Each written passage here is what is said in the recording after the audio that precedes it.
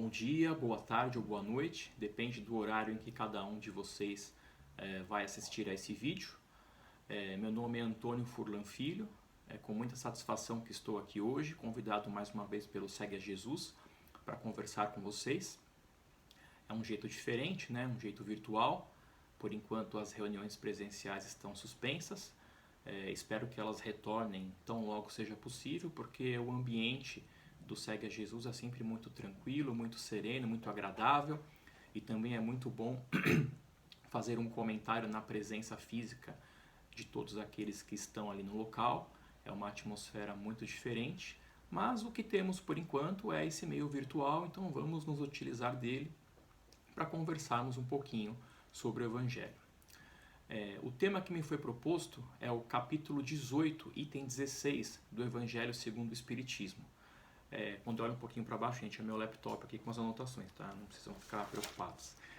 Esse trecho do Evangelho diz o seguinte: o título dele é Reconhece-se o cristão pelas suas obras. E o pequeno trecho que eu vou ler aqui, é uma única frase, diz o seguinte: basta dizer eu sou cristão para seguir o Cristo? Buscai os verdadeiros cristãos e os reconhecereis por suas obras. Essa lição é bem profunda e bem interessante para nos provocar uma reflexão. Eu vou fazer aqui uma analogia com a nossa vida cotidiana. De que adianta, por exemplo, um marceneiro que fabrica móveis fazer uma propaganda muito boa sobre os móveis que ele fabrica, distribuir panfletos ali pelo seu bairro, fazer uma propaganda no rádio, colocar até um outdoor anunciando que os seus móveis são maravilhosos, se quando as pessoas compram aquele móvel, percebem que na verdade ele não tem aquela qualidade que foi alardeada nos anúncios. Ele não é um móvel confiável, não é um móvel resistente, ele quebra com facilidade. Da mesma forma, de que adianta uma grande empresa lançar um novo veículo, um novo automóvel, por exemplo, contratar um artista famoso para fazer as propagandas na televisão, dizer que o seu carro é maravilhoso, que possui a mais alta tecnologia, assim por diante, se na prática, quando os consumidores compram aquele automóvel, percebem que não era bem isso, que a tecnologia não é tão avançada, que aquele carro apresenta vários problemas que realmente não seriam admissíveis em um veículo novo. Então tudo aquilo que foi lançado ali na mídia, na verdade, era uma grande mentira. E o que isso tem a ver com o título da nossa lição? Para mim é praticamente a mesma coisa, ou seja, os bons cristãos são reconhecidos pelas suas obras, ou seja, pelas suas atitudes, pelas suas posturas, e não por aquilo que eles simplesmente falam por aí ou fazem propaganda por aí. É muito comum, e nós sabemos disso e vivenciamos inclusive no nosso dia a dia, que infelizmente existem muitas pessoas dentro da doutrina espírita e dentro de praticamente todas as religiões, eu diria, que gostam de dizer que frequentam a religião, que acreditam em Jesus, em Deus, ou seja lá o que for, que se dizem pessoas evoluídas, que se dizem pessoas cristãs, só que isso é apenas um discurso vazio, é algo dito da boca para fora, porque na vida real a pessoa não vive aquilo que ela acredita ou que deveria acreditar. Como eu costumo brincar, é o sujeito que é chamado de papapasse. Ele vai lá no centro, toma um passe, vai embora, saiu da porta do centro, vira algo totalmente contrário àquilo que ele deveria ser. Eu já fui católico, então é Papa Hóstia. O cara vai lá, assiste a missa, pega a hóstia, põe na boca, reza rapidinho e vai embora. Saiu de lá, se transforma. Não é mais a pessoa que ele deveria ser, segundo os preceitos, segundo os ensinamentos de Jesus. Essa lição, inclusive, é complementada pelo Evangelho de Mateus, capítulo 23, versículo 27, em que Jesus diz: ai de vós, escribas e fariseus hipócritas, sois semelhantes a sepulcros caiados, que por fora parecem bonitos, mas por dentro estão cheios de ossos de mortos e de toda a podridão. Isso também é ilustrado por um ditado popular muito conhecido, que diz: por fora, bela viola, por dentro, pão bolorento. Ou seja, infelizmente, o nosso mundo está repleto de pessoas que têm uma aparência boa, não no aspecto material, mas no aspecto espiritual, ou seja, se dizem cristãs, espíritas, evangélicas, católicas, budistas, não importa qual seja a religião que aquelas pessoas adotam, só que na prática elas não se mostram realmente pessoas cristãs, pessoas que acreditam em Jesus, pessoas que conhecem e que colocam em prática aquilo que Jesus nos ensinou. Isso é muito ruim, né? Porque, na verdade, o exemplo é a melhor coisa que existe. Porque as palavras, o vento leva, mas os exemplos ficam, as atitudes ficam, as posturas corretas ficam. Para quem tem filho, como eu tenho uma filha, é muito mais eficiente eu dar um bom exemplo para ela sobre determinado assunto do que eu ficar discursando ali sobre aquele tema. Porque ela vai enxergar na prática aquilo que deve ser feito de forma correta sobre determinado assunto e não vai ficar ouvindo uma conversa ali abstrata, um discurso que muitas vezes se torna vazio, especialmente aos olhos de uma criança. Isso também se aplica a todos nós. Não adianta eu vir aqui conversar com vocês, comentar um tema do Evangelho e quando eu desligar aqui a filmagem eu me transformar em uma pessoa totalmente diferente, que não coloca em prática nada daquilo que eu estou falando. Então isso é um grande exercício, né? Aquilo que a doutrina espírita nos propõe e que é o nosso grande desafio, que é a chamada reforma íntima, né? Nós temos que nos reformar de dentro para fora para que nos possamos tornar pessoas melhores em todos os sentidos. E um outro aspecto interessante que me veio aqui à mente sobre esse tema de hoje também está ligado com aquela outra passagem do Evangelho que diz que a sua mão direita não saiba o que a esquerda faz, ou vice-versa, tanto faz, na verdade. Uma das formas de você colocar em prática os ensinamentos de Jesus e, por consequência, ser um bom cristão é a prática da caridade. E essa prática da caridade ela pode ocorrer das mais diversas formas. Um exemplo clássico, por exemplo, o Segue a Jesus ali tem um grupo que participa da entrega de refeições aos moradores de rua. Isso é uma forma de você exercitar a caridade. E o que nós cansamos de ver por aí, nas redes sociais, por exemplo, são pessoas que vão lá distribuir uma marmita ou entregar um cobertor e no mesmo ato que ela entrega, ela já está com o celular ali tirando uma selfie para postar que ela está sendo caridosa, que ela está ajudando ali aquele mendigo, aquele morador de rua. Isso esvazia por completo aquela caridade que está sendo feita. Por quê? Porque a pessoa está sendo caridosa para ser reconhecida pela sociedade, para ser reconhecida pelas pessoas com as quais ela convive como uma pessoa boa, caridosa, ou seja, ela não está preocupada em realmente ajudar aquele morador de rua, por exemplo. Isso é apenas uma consequência, porque o objetivo principal dela é se mostrar uma pessoa boa para a sociedade. E quando nós praticamos algum ato de caridade, como esse que eu citei, de participar aí da distribuição de lanches ou de cobertores para os moradores de rua, o nosso principal objetivo, na verdade, o nosso único objetivo tem que ser ajudar ao próximo, ajudar aquele que está passando por necessidades nas ruas da cidade. Ou seja, nós estamos praticando aquele ato por amor, de coração, sem segundas intenções.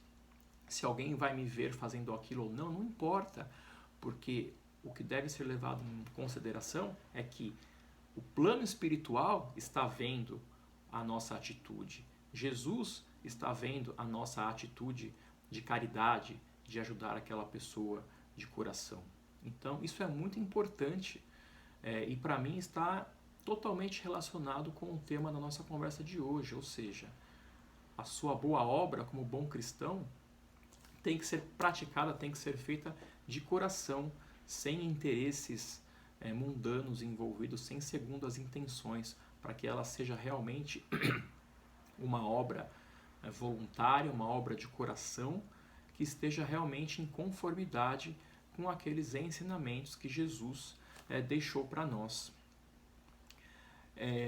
Uma situação histórica, inclusive, que é muito conhecida e que para mim é um dos maiores exemplos de caridade, e a pessoa que a praticou nem sequer era cristão. Isso que para mim é o mais interessante. Aliás, tocando nesse assunto, né, para que você seja uma pessoa de bem, para que você pratique a caridade, você não precisa ser espírita, você não precisa ser cristão, evangélico, católico, budista, Hare Krishna, seja lá o que for.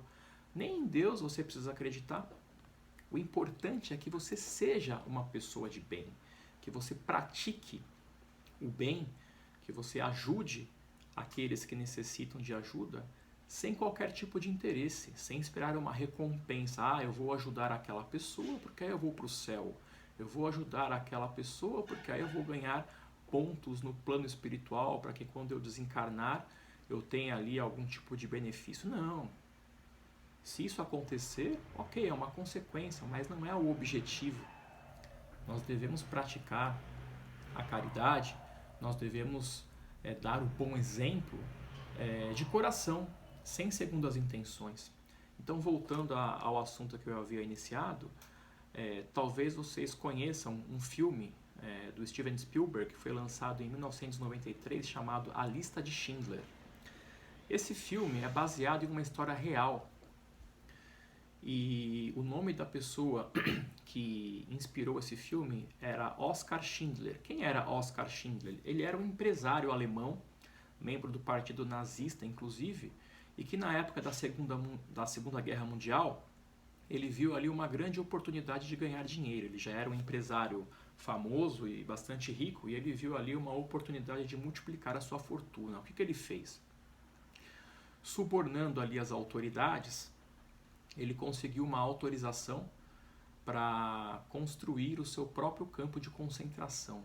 E com isso ele podia contratar judeus poloneses para que trabalhassem ali na sua fábrica. Ele conseguiu um contrato lá com o exército alemão para inicialmente produzir panelas para o exército, e sempre dando ali um jeitinho de subornando uma autoridade de um lado, subornando uma autoridade do outro lado, ele conseguiu ali construir o seu próprio campo de concentração.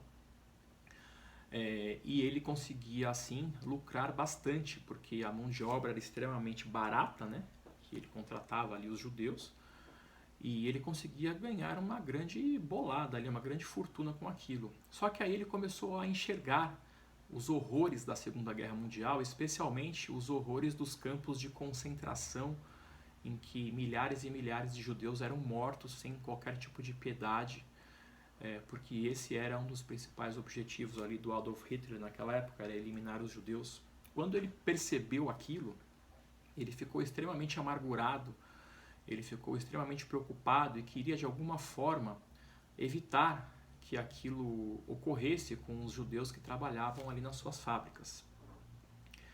Então, quando chegou a ordem para que aqueles funcionários fossem embarcados para Auschwitz, que era aquele campo de concentração mais conhecido, em que todos que ali chegavam eram mortos, não havia como escapar ali daquele campo de concentração, ele subornou mais uma vez, usando a sua própria fortuna que ele havia acumulado ao longo dos anos, as autoridades responsáveis ali, e conseguiu construir uma nova fábrica em um local mais distante.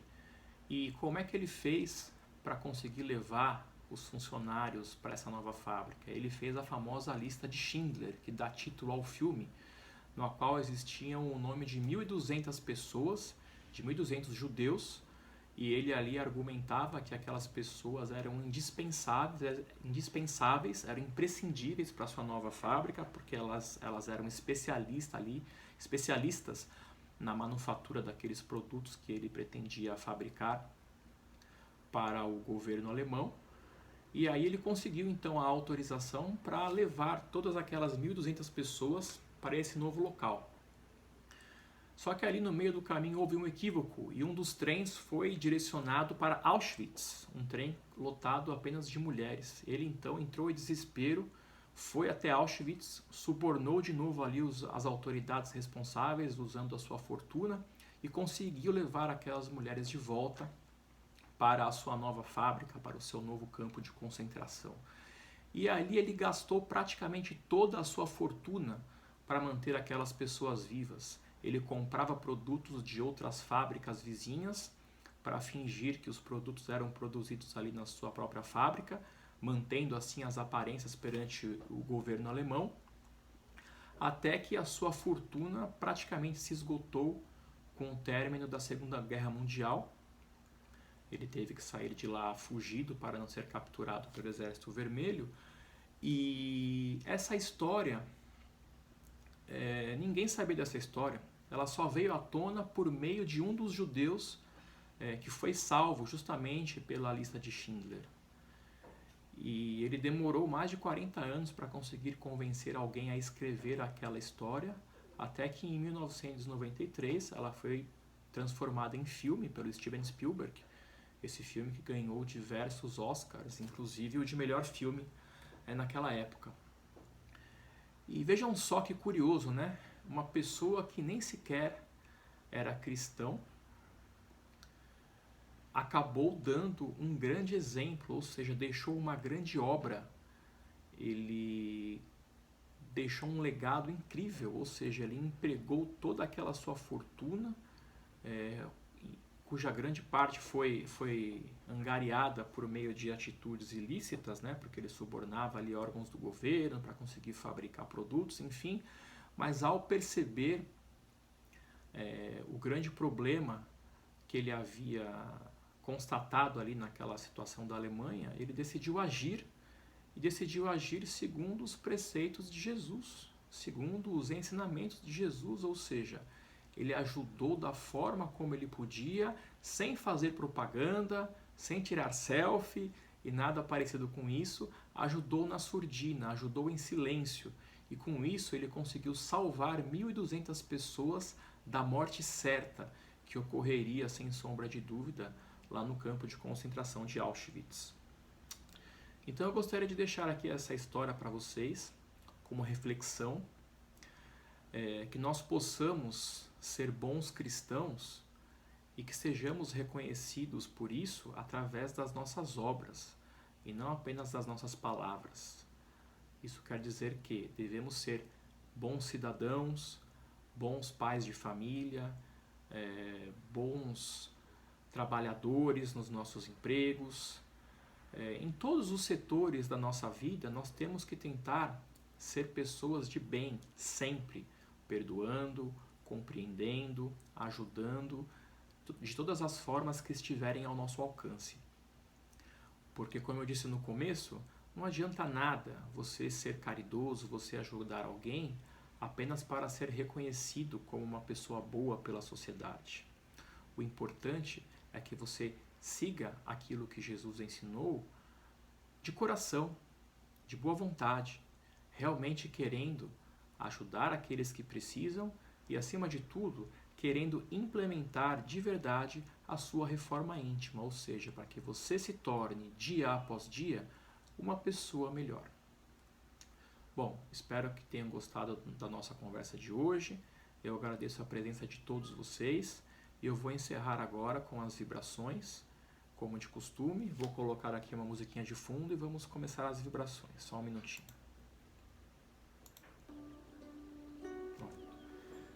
Por alguns instantes, fechemos os nossos olhos e agradeçamos a Jesus por mais um dia de vida, por estarmos vivos com saúde e unidos em uma corrente de pensamentos positivos. Vamos vibrar pelo nosso planeta Terra, que enfrenta esse momento tão difícil da pandemia, que aos poucos as coisas possam melhorar, que uma vacina possa ser descoberta o quanto antes, para que todos possam ficar protegidos dessa doença. Vamos vibrar pelo nosso Brasil, por todas aquelas pessoas que trabalham na área da saúde, que continuem empenhadas em ajudar, em auxiliar todos aqueles que sejam vítimas da pandemia ou de qualquer outra enfermidade. Vamos vibrar pelas nossas famílias, pelos nossos lares, que Jesus abençoe e ilumine a todos. E vibremos por fim pelo Segue a Jesus, essa casa de amor que está sempre aberta, acolhendo aqueles que precisam de algum tipo de ajuda, que ela continue existindo por muitos e muitos anos, apregoando o Evangelho de Jesus e guiando os passos daqueles que ali adentrem. Que Jesus esteja sempre conosco e nos abençoe agora e sempre, graças a Deus. Obrigado a todos, fiquem bem, até a próxima.